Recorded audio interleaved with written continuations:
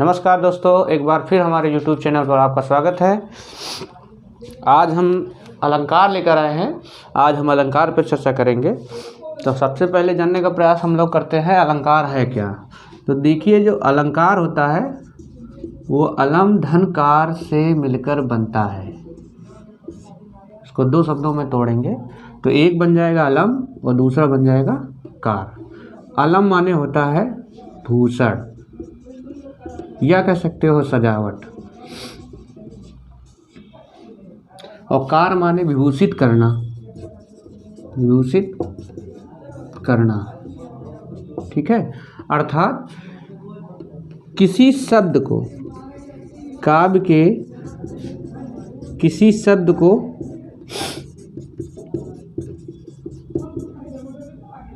विभूषित करना, अर्थात उसमें आभूषण से उसको सजा देना ही अलंकार कहलाता है। जिस प्रकार सोने के आभूषण, सोना अर्थात स्वर्ण, स्वर्ण के जो आभूषण होते हैं वो मनुष्य की शोभा को बढ़ा देते हैं, वैसे काव्य साहित्य में, एक काव्य साहित्य जो है हमारा, काव्य साहित्य में अलंकारों की प्रमुख भूमिका होती है उसकी सजावट करना। तो काव्य की शोभा बढ़ाने वाले शब्दों को ही अलंकार कहा जाता है। अलंकार प्रमुख रूप से तीन प्रकार के होते हैं। जब अलंकार का हम विभाजन करते हैं तो अलंकार प्रमुख रूप से तीन भाग होते हैं।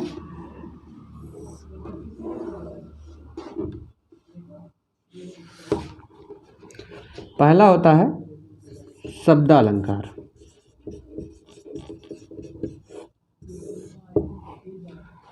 दूसरा होता है अर्थालंकार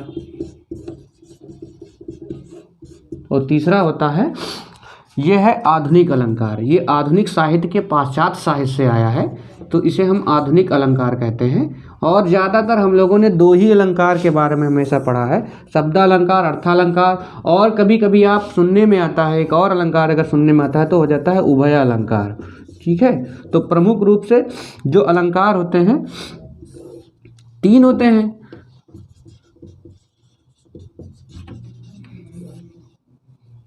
जो आधुनिक पाश्चात्य साहित्य से आया है ये, तो इसे कहते हैं आधुनिक अलंकार। तो तीन अलंकार के भाग हैं। तो शब्दालंकार, जहाँ शब्द से, किसी भी शब्द के वजह से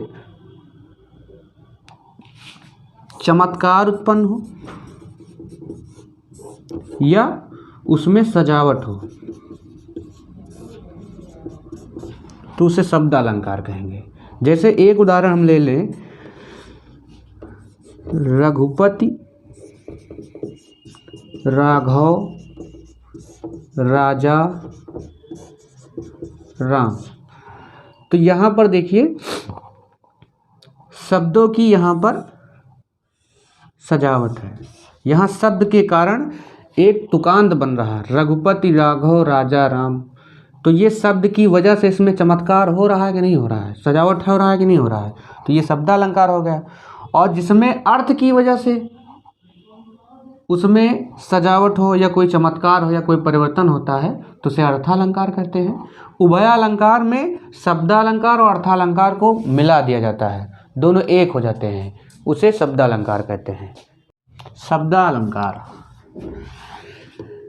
जहाँ शब्द के आधार पर, जहाँ शब्द के आधार पर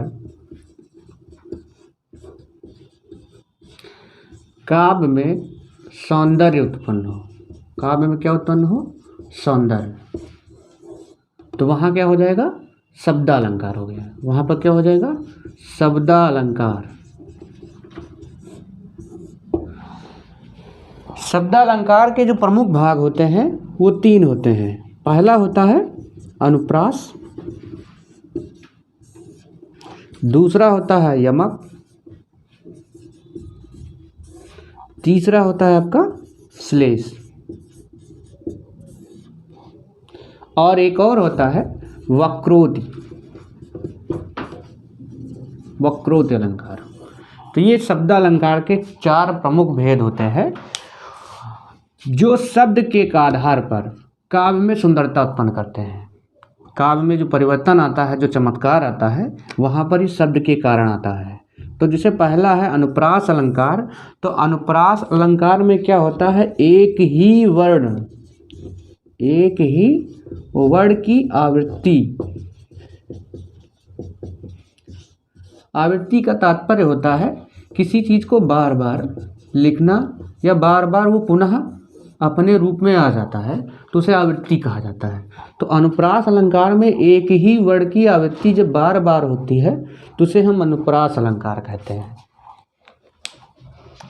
अनुप्रास अलंकार का उदाहरण के तौर पर देख लीजिए, जैसे हो जाए तरनी तनुजा तट तमाल तरोवर।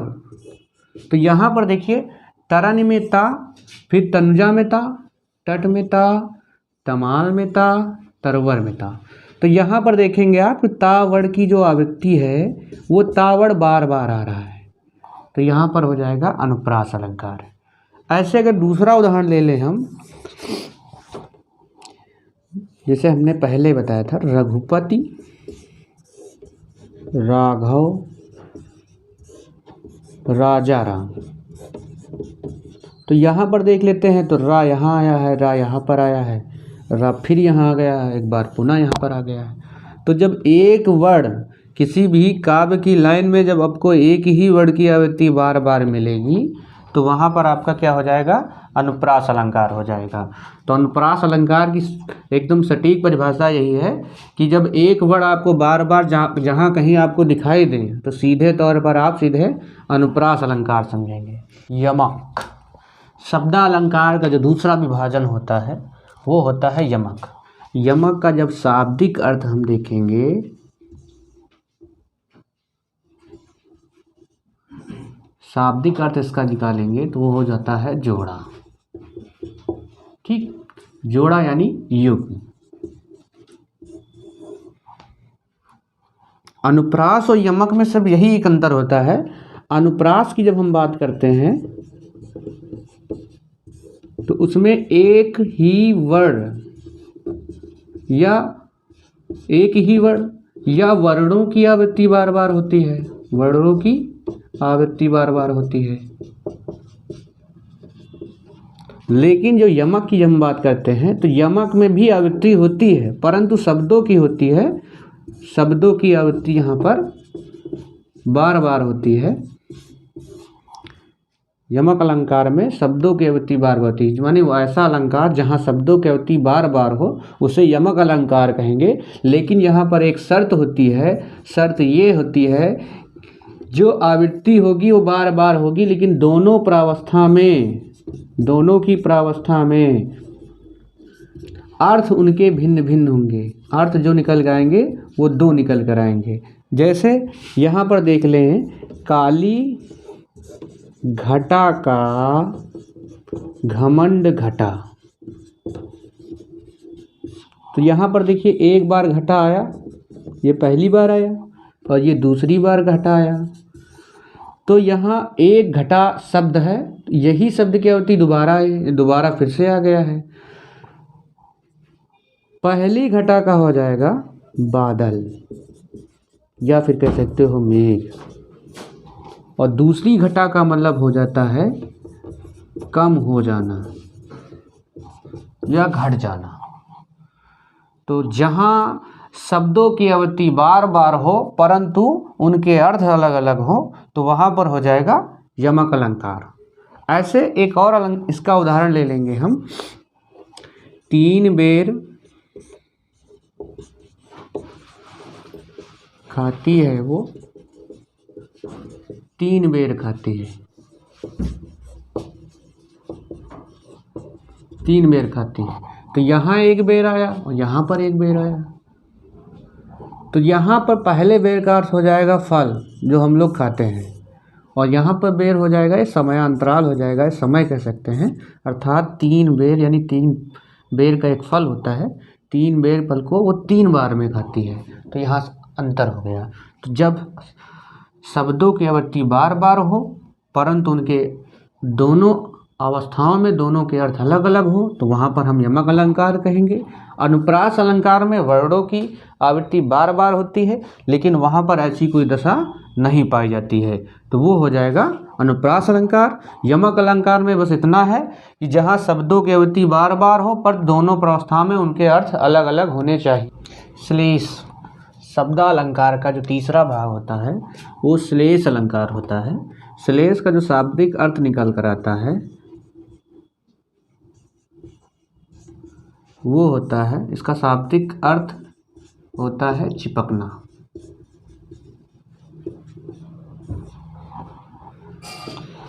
अर्थात जहाँ एक ही शब्द में एक शब्द दिया हो और उसमें अनेक अर्थ चिपके हों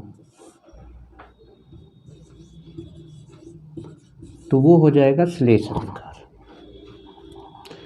श्लेष अलंकार वो होता है जो एक बार आता है लेकिन उसमें बहुत सारे अर्थ छिपे रहते हैं, अलग अलग प्रकार के अर्थ उसमें छिपे रहते हैं। एक ही शब्द के बारे में वो बताता है और लेकिन उसका जो अर्थ होता है वो भिन्न भिन्न होता है।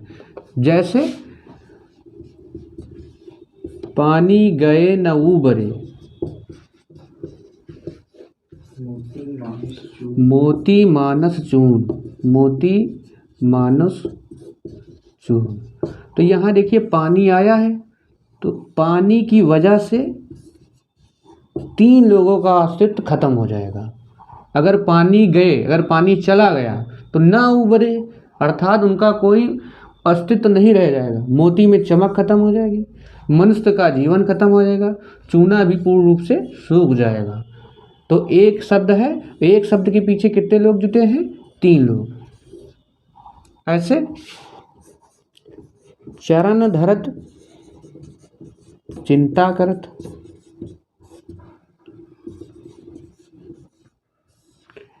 चितवत चहुर,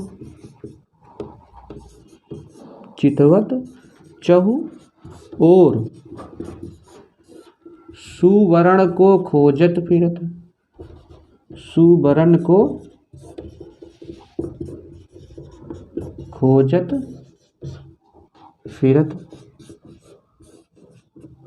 कवि व्याभिचारी चोर। तो यहाँ पर देखिए चरण धरत अर्थात जैसे जैसे अपने कदमों को या चरणों को धरते हैं, चिंता करत, कुछ न कुछ वो चिंता करते रहते हैं, कुछ न कुछ सोचते रहते हैं।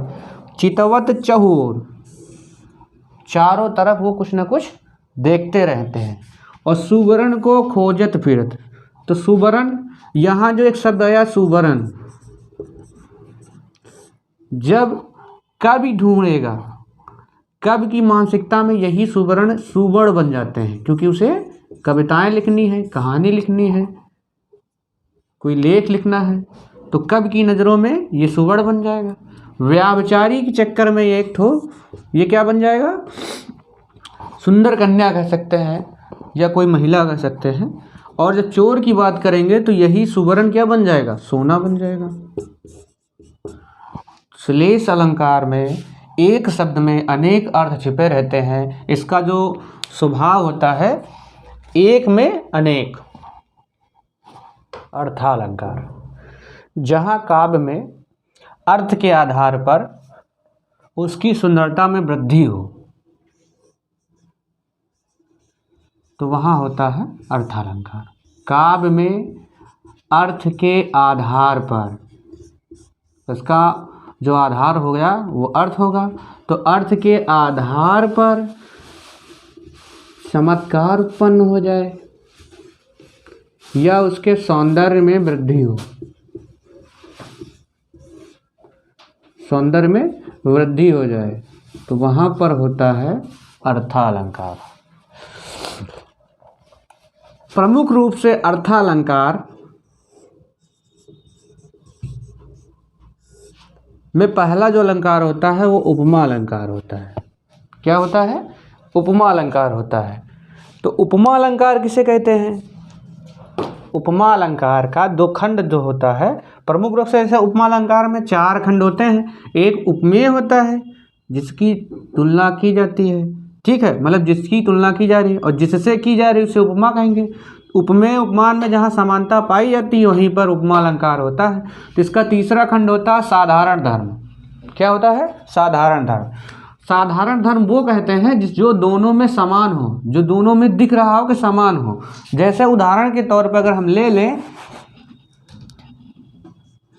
सीय मुख चंद्र समान, ठीक है, तो यहाँ मुख चंद्रमा का भी होता है और सी यहाँ पर सी माने हो गया सीता, सीता जी, और चंद्र माने हो गया चंद्रमा। तो हमने क्या कहा? दोनों में जो समान रूप से हो, तो दोनों में कॉमन चीज क्या है? मुख है। तो ये साधारण धर्म हो जाएगा।